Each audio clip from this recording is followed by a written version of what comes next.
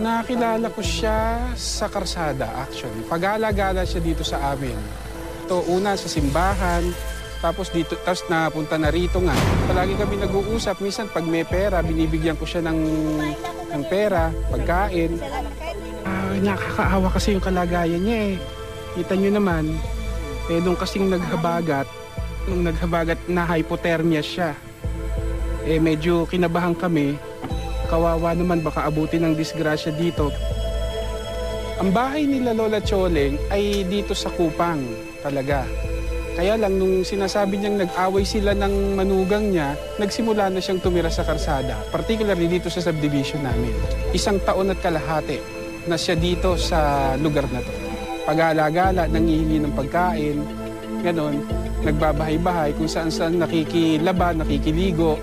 Until ngayon na medyo mahina na siya, dito na siya nagstay.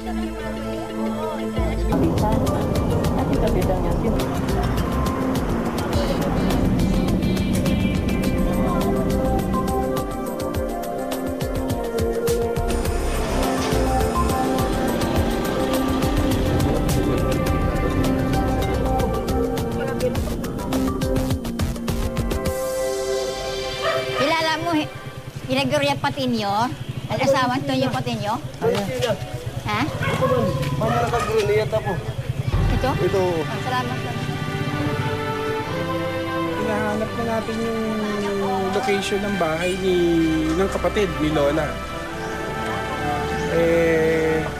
Mukhang hindi na niya matandaan ang original. Dahil matagal nang hindi na uli dito. After 25 years, ngayon lang siya uli napunta rito. Ako so, dito ay yung kapatid niya.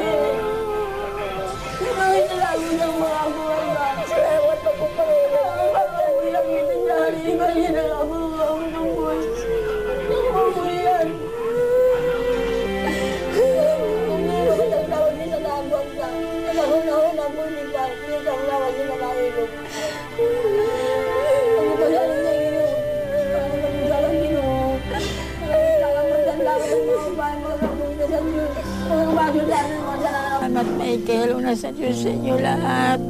Tinulungan niya ako, nakauwi ako para magkita-kita kami ng mga kapatid pamangkin.